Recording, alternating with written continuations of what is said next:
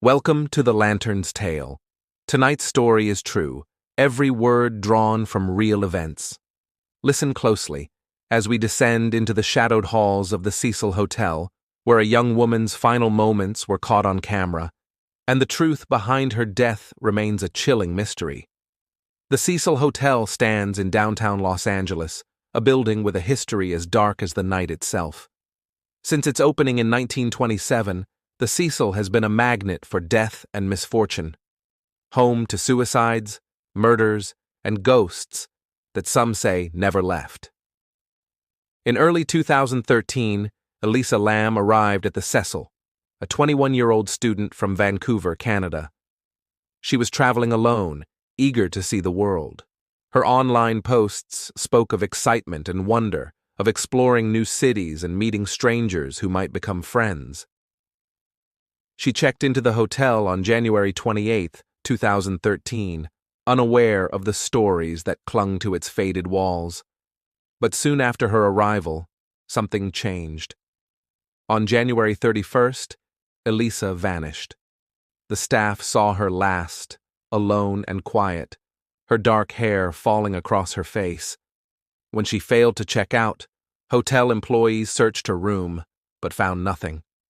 Days passed, and there was no word from her. Outside, the city moved on, oblivious to the young woman lost in its shadows. Then, on February 13th, the Los Angeles Police Department released a piece of footage, grainy, unsettling, and unforgettable. The video showed Elisa in a hotel elevator. She stepped in and pressed several buttons, but the doors refused to close. She peered out into the hallway, her movements quick and nervous. She darted back in, then out again, as if fleeing something unseen. At one point, she pressed herself into the corner of the elevator, her hands moving in jerky, unnatural gestures, her face pale, her eyes wide. She seemed to be talking to someone in the hallway, though no one appeared in the frame. Finally, she stepped out of the elevator and vanished down the corridor. That was the last time anyone saw her alive. The video went viral, its eerie imagery seeping into the minds of millions. The Cecil Hotel became a place of whispers and speculation, a stage for the final performance of a life cut short. As the days passed, the hotel's guests began to complain. The water from the taps was dark, foul-tasting. Maintenance workers climbed to the roof, to the water tanks that loomed above the building like silent sentinels. Inside one of the tanks, they found Elisa Lam's body, floating, lifeless in the cold water.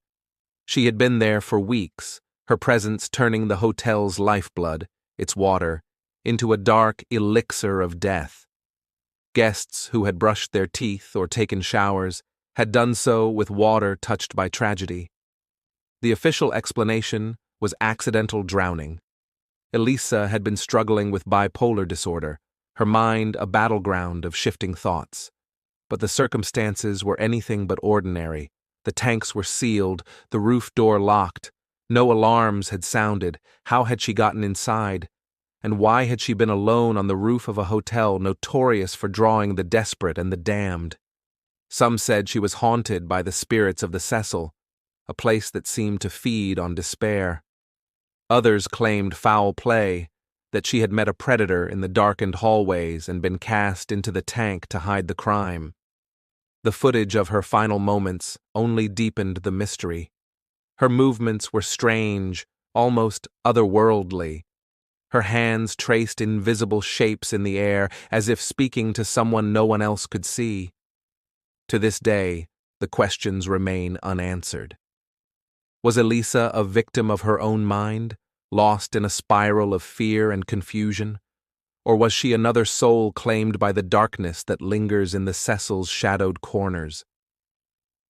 The Cecil Hotel stands still, its windows watching the city that never sleeps.